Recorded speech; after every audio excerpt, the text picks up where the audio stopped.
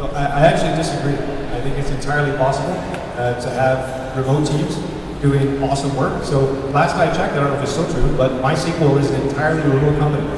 Like they have, I don't know, over 400 developers, and they live all over the world. So I think a lot of it has to do with how large your organization is and what kind of problems you want to solve. So if you're a relatively new startup solving one very specific problem because you're trying to get to market, then having remote developers actually can be problematic. Because like you said, it's a communication bandwidth issue. It's necessarily the case, unless you're all just staring at each other by video conference all day. It's kind of awkward, but I guess you can do it. There's bandwidth difficulty there. So having a remote team may or may not be very effective in that scenario. It actually comes down to Ivan's point earlier, which is how effective are those people as communicators? And if the answer is extremely effective, then being remote actually doesn't really matter very much. Now, as your organization grows, and you have more things that people can work on in parallel, so let's say you have 5 software development teams, and one of them happens to be remote, that might make sense, because they may have work they can do that is independent of the work that other teams are doing, so it's perfectly fine to have remote teams. I've worked in companies that have teams in 30 countries. It's not an issue. It's not an issue. But you have to design your culture and your processes around that. So if you have like 2 remote people in random time zones, and everyone forgets about them, and they're never in the meetings and stuff like that, and you never do meeting notes, so they never know what happened. Like that's not going to work very well. But if you have the processes and the culture in your organization, having remote software developers is actually not a problem. And in fact, I'd say it's a benefit, because people who are successful at remote working typically do have those higher level communication skills. Otherwise, they wouldn't be successful in working remotely. So my advice to companies is, if you have to, in the future, have remote teams. So if you know you're in a market where you're going to need to have remote teams, as soon as possible, or as soon as practical, I should say, start planning for that in your culture and development process. And then it's not very difficult. And sorry, you had another question. I can't remember what it was. Yeah, evaluation. Evaluate, yes, right. But implicit in your question, so the question was, if you can't do estimations, how do you evaluate the effectiveness of teams? Is that right? Right. But implicit in that question is that teams would be evaluated based on the accuracy of their estimations. Is that right? Because if they're not good at estimating, maybe they're still a good team. No, I mean, like, if you cannot evaluate, if you cannot estimate, it's very hard to estimate how long it will take. So how would you know whether it's delivering work effectively or not? Okay, so it's actually kind of, so the question you're asking is, how do you know if a team is delivering things effectively? And it's kind of independent from the topic of estimation. So a team can deliver very effective useful stuff but have really bad estimations, or vice versa. They can have very accurate estimations but never deliver anything valuable. So I think it's better maybe to focus on the crux of the question, which was, how do you know that the software development team or data science team is actually delivering something valuable? That's kind of, right? So one way that you can do that, and probably the most important way, is to figure out what they're delivering that customers are actually using and try to put a dollar value on it. So if you have a team that's delivering stuff that's unquantifiable, that no customer ever touches, I don't know how that would end up being valuable.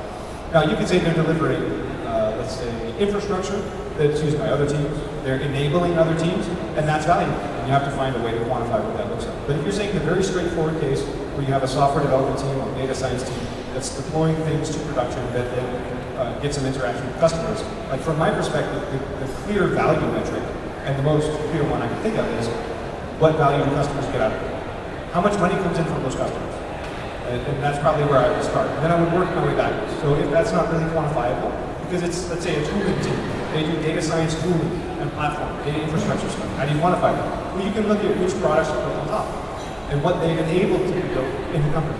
So there are always ways that you can evaluate teams. I think that the accuracy of an estimation is only one aspect of that. Typically, as technologists get more mature and teams get more used to working together, their estimations do become more accurate. But the biggest thing they can do to improve that is actually take on smaller work units to be more specific to your estimation question. Did that answer your question? Okay, cool. Can I add to that question? So I think that you mentioned about estimation, right? So let's say we estimate a task to take 4 weeks. And let's say we estimate it normally, it actually takes 8 weeks. Does it mean that that team is slow? Or we estimate a task to take 4 weeks, but actually takes 2 weeks. Does this mean that this team is 2x efficient? How do we know that? How do you know how long a task is really going to take, and how do you know if someone is really going full of all gears, or if people is comfortable, we can challenge the team further? How do you know that better? So maybe just as a quick answer, like I'll go back to my approved estimation categorization, which is hours, days, and I don't know. So if someone comes to me and they say, oh yes, this task is going to take 6 weeks. No, it's not. No, it's not. You actually don't know how long it's going to take. And your estimation has such large error bars that it's not really a useful estimation. So I think when we talk about software estimations, what people never talk about is what's the error in your estimation. So is it 6 weeks plus minus an hour? Because if you can do that, fine. But most of the time, when people start estimating software development projects or data science projects in terms of weeks, the error bars are so big that you're actually estimating something that's too large.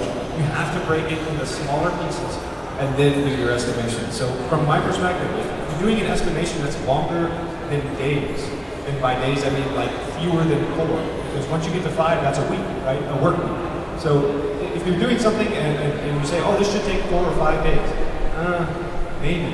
It starts to get difficult. Adding to this, if we consider a task as an unbreakable and you must do it, and it will take whatever amount of time, part of the very important skills is deciding the amount of work which doesn't need to be done. So, if you think you have a problem, maybe actually it's not your problem. Your problem is only 10% of the slice, and you need to find this 10% and do it in 2 days. That will deliver the most value. So, the assumption that we have to do all the work which comes our way is incorrect. Saying no to things, even to PO, actually is helping the business. I have something to add about estimation. Typically, when I ask for an estimate, I don't expect a single number.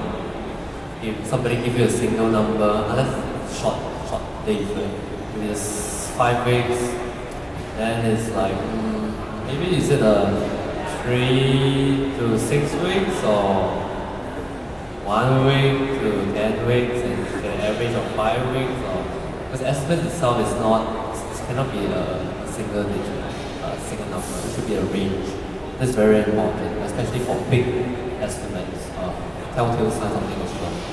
Number 2, if the question about wrong estimation is okay, because wrong estimation, I call it the sunk cost. The sunk cost, it's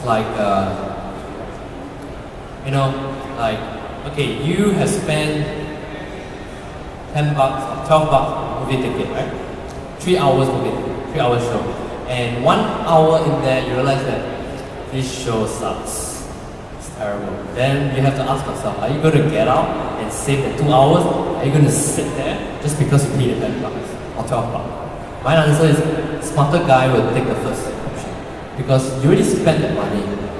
The next best thing you can do is to save the next 2 hours. Make sense, right? It's just like you spend $5 on a lousy bottle drink. Just because you spend $5 on that, it doesn't mean you're going to finish it. It doesn't taste good, right? Same thing for estimate. If you already been estimated wrong, it's okay. What is more important is ask the question, what have you learned from this? I think that is priceless. That is more important, because as this keeps going, right, estimate, then they reflect, estimation become even better. So that's the whole point of estimates. The whole value of estimate is to create a space for you to think. What are the tasks involved? How much will it take? And then you reflect on it. That is the real value of estimates. So I have to disagree, actually. So what you described is true in the best case scenario. But I think every software developer here knows that if your estimate is wrong, it's bad. Because someone's going to blame you. Because someone was planning some things based on the estimate that you get. So I kind of disagree. In the sense, it should be okay to estimate and make a mistake. And hopefully people understand that. But you have to say, why are people asking for estimates in the first place? And the answer is because they're going to plan other things based on your estimates. So if you have an estimate that's wrong, you've just ruined some other people's plans. Now, it's not supposed to be that way, but that's the way that it is. So then the real question is, why do people need estimates? And it actually comes back to product owners and product managers, how they plan their work, how much effort they want to put in slicing things into smaller tasks. And the shorter answer is, project managers, product owners, they're very busy. They don't want to take even more time to more clearly specify things in smaller pieces. And if you get things down to where they're specified into, let's say, half-day chunks of work, that takes a lot of effort from a product management perspective, collaborating with developers. And most don't want to do that. So in a perfect world, yeah, estimations would be seen as such, as estimations. But in the real world, they're actually seen as commitments from developers. And unfortunately, that's a reality. I don't see it going away. And it more describes a cultural issue with the organizations than it does a problem with estimates themselves. If estimates are taken as commitment, that is scary. And if you're in this kind of organization, you should seriously consider changing your organization, or you change your organization. Seriously. Because estimates are estimates. That's why you give a range, right? And this is how we work in Govtech. Again, shameless plug, sorry. Seriously, you're also hiring, right? Yeah, we are hiring. Oh, just check. Yeah, so we actually give a range, and when we work with stakeholders who are not used to Agile, very traditional waterfall, so this is how we handle this kind of false expectation of commitment. Right? Give an estimate in range. After every sprint, we give a new estimate, new range, and every time it just changes until they get a hang of it. They realize that it is not a commitment because commitment doesn't change. So you keep changing it every sprint, you get a hang of it. So this is one way to condition them to treat estimates as just estimates. Over time, it will get more and more accurate. But I know where you come from. There are a lot of expectations about something from stakeholders, especially from traditional waterfall. We tend to treat estimates as expectation, but reality sucks. Just one more thing. There is value in relative estimation, and so what is really hard to do with relative estimations if you have specialized teams because they deliver things which have value in a different way. But if you have full-featured teams, even distributed teams, then you can compare the work across teams and use relative estimates. But then people will see actually are we doing as well as others or we're totally underperforming, and then it will be actually a team-based discussion rather than management or controlling a mechanism for pushing people to perform better. Maybe just one more thing on the topic of relative estimations. One thing that you can do if you're in software development that is extremely helpful in your organization and very annoying for your product owners is to try to have them put everything in one backlog and prioritize the things in that one backlog. So if you have like a production backlog and a bug backlog and a feature backlog, a lot of times business folks will say all of this stuff is important. You have to do all of it. It's all the same priority. Well, no, it's not. Like, there's always one thing that's more important than another. So when it comes to relative priorities, if you have features and you force all that to be in one backlog, it's extremely helpful for the business. It will make the organization, it will make your team more productive, but it will also make your product owners a little bit annoying. So you need to be patient. Yeah, I think we have time for one last question. Any audience? Okay, one last question. Do you mind if I split it two different questions? Okay. Yeah. My first question is basically to the panelists. What is the worst excuse you have heard from anybody that Agile will not work in my context? And data will not work in my context? Agile. Yeah. Agile. What is the worst? What is the worst excuse that you have come across that why Agile will not work in my context, and how do you counter that? And the second part would be kind of like relative to the estimation wise is how do you convince your senior management, higher management, or especially people in maybe like office holders that kind of think that Agile is something only the developers or the people at the bottom needs to worry about, and somehow I want this to be Agile, so you guys can Agile it out for me. And how do you sort of like change their mindset? So I'll pass the microphone, but first to address the second point very briefly. in general, you never want to try to convince someone that you're going to help them do something better. That's usually just a losing proposition. Because implicit in that is the point that they're not doing it right, which is usually not a good way to do it. So what you do in that context is just more general. Like, it's always better to create a new reality that's so great that they want to migrate to your reality. So, in other words, it's kind of a different way of saying lead by example. So it's usually a bad idea to go, oh, well, you need Agile and this will be better, I promise it'll be great because you're doing it. Not a good idea. But if you start doing things with teams, people will see that they're more productive. And then they want to start going, hey, why is this team actually producing more? And some people get angry about that. But in general, it's always better to create a new reality that's so great that it pulls people to it than it is to try to force a reality. Yeah, I think that's a very good answer on the second question. Okay, so one of the things that I often do in Govtech is to evangelize and try to spread Agile and stuff like that. So I can definitely, from my experience talking to many people and many people spoke to me, you know, I can relate to this question. So I can't say for sure what is the worst, because worst is very subjective. I can share what is the lamest excuse for that. That is really hilarious. That turned my eye around, seriously. It's like this person came to me. He came to my Agile sharing round back.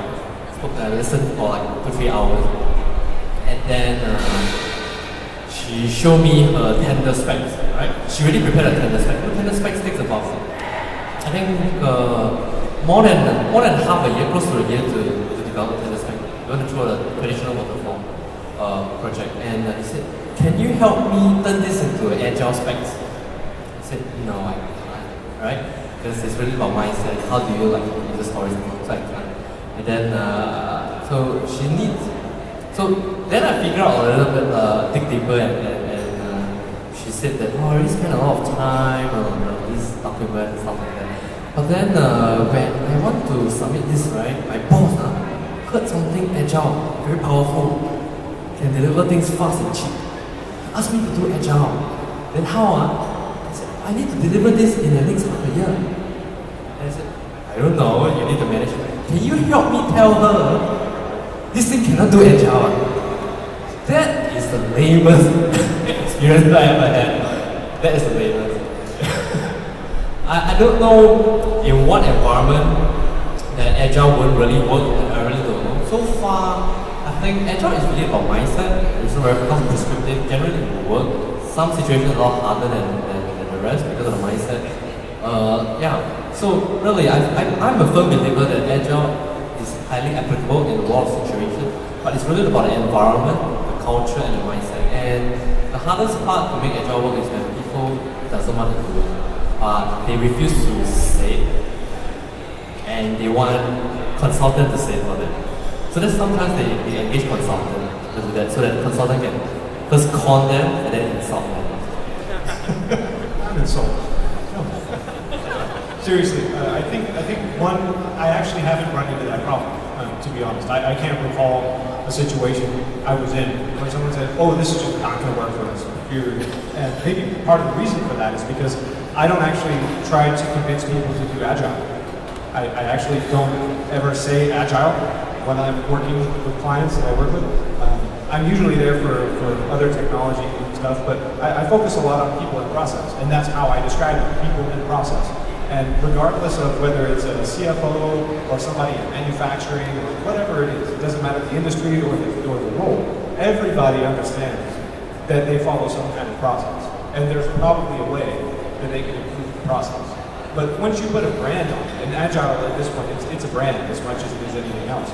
Once you do that, people react to the brand more so than the actual initiative. So I always focus on the process and how we can improve that. And so I actually never raised the word Agile, and I can't recall having run into a situation where people said, oh, this process improvement will not work for us because we don't have any process or something.